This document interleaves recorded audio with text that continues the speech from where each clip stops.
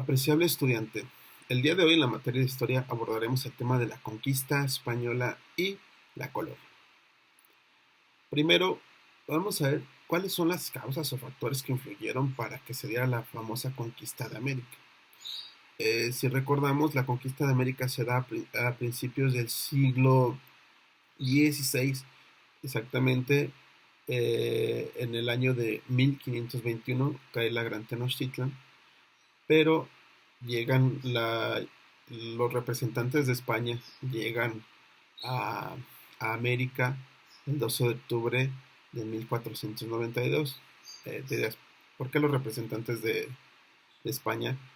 Lo comento porque nosotros identificamos que el descubridor de América fue Cristóbal Colón, pero aunque fue patrocinado por los reyes de España, no era español, era un marino genovés al cual se le patrocinó porque él, hablando con los reyes de España, les dijo que encontraría nuevas rutas para ir a las Indias en búsqueda de los insumos que se encontraban allá, como especias, telas, etcétera.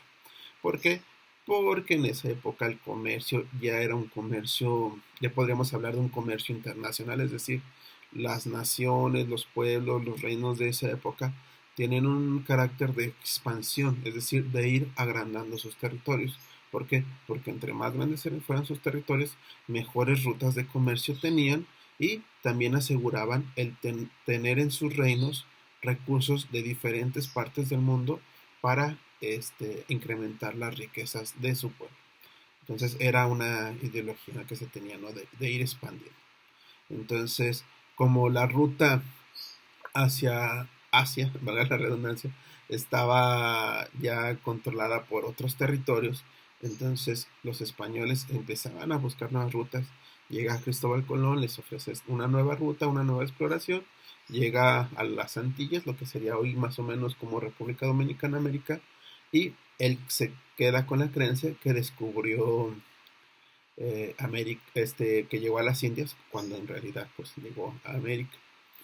Se empiezan a explorar, se dan cuenta que no son las Indias, que son los otros territorios, y se empieza este proceso de conquista. Este proceso de conquista, pues no muy, decirlo, pues no fue pacífico, pues era a través de la guerra. Alguna vez me preguntaron, oye, ¿por qué tan poca gente le ganó a tanta? ¿No? Es decir, pocos españoles vinieron y conquistaron todo un continente, casi. Son muchos factores, la tecnología, la ideología, las alianzas que se hicieron. Em, de hecho, los mexicas, que fue el gran imperio que cayó en el centro de México, se defendió a tal grado que logró detener el avance español en la famosa Noche Triste, pero los españoles se valieron de las enemistades que tenían los mexicas con las tribus o los pueblos hermanos de sus periferias para poder hacer alianza con ellos y regresar nuevamente fortalecidos con la gente española, más las alianzas, la más famosa que es la de los tlaxcaltecas, eh, para entrar a lo que sería el reino mexica.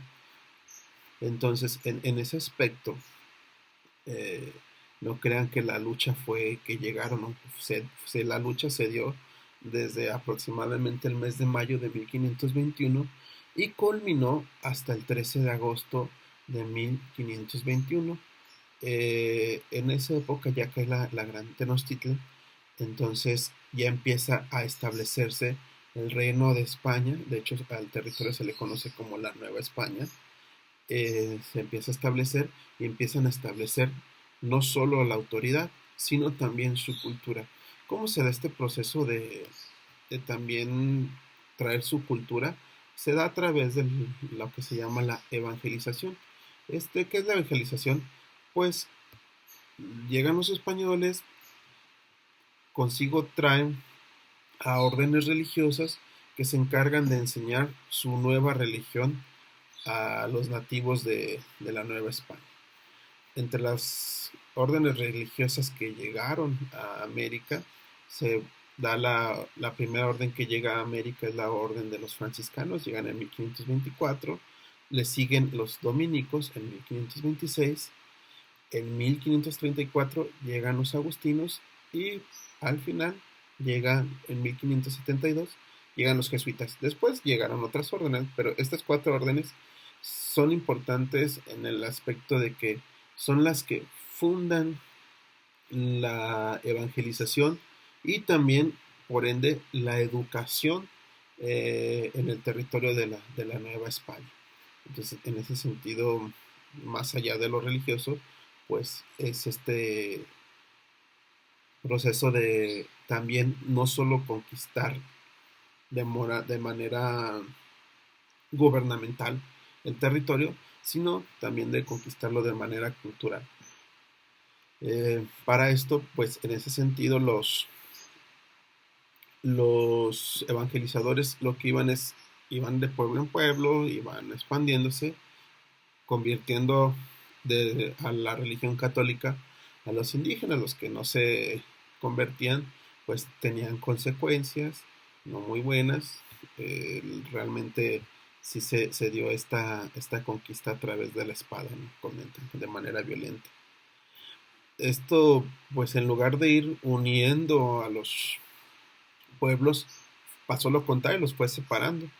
Pues había enemistades entre los mismos indígenas, había enemistad en los que ya se habían convertido al catolicismo y en los que seguían teniendo las creencias en sus dioses o seguían siendo fieles a sus creencias prehispánicas. Aquí todavía no podemos hablar de que ya hay una nación, un pueblo, un México. Aquí todavía estamos en ese proceso.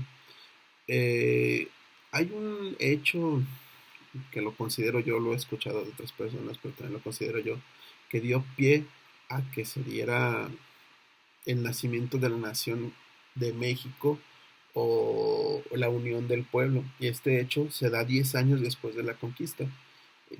¿Cuál fue este hecho? El hecho guadalupano. Lo vamos a abordar desde un punto de vista histórico, no religioso. Entonces, a los nativos de América les presentaban, no sé, una virgen, dioses, santos, rubios, de ojos claros, rasgos europeos, pues no les eran muy significativos ellos. Pero de repente, en diciembre de 1531, aparece, o se dice que aparece la imagen de Guadalupe y se presenta a una virgen con rasgos indígenas, con mucha simbología alrededor de su vestido, eh, de propias o nativas de América. Entonces ahí el indígena se empieza a sentir identificado y empiezan a tener como esta identidad guadalupana, que a la postre pues es uno de los elementos que hace que haya ya identidad, ya no como como prehispánicos, como mexicas, ya no como españoles, sino como ya una nación guadalupana. Digo, lo abordamos desde un hecho histórico, no religioso. Y en este sentido, pues también durante la colonia se empieza a dar este proceso de mestizaje. ¿Qué es el mestizaje? Pues se empiezan a abordar estas situaciones de españoles que procreaban con indígenas. El resultado pues no era ni un español ni un indígena, sino era un mestizo.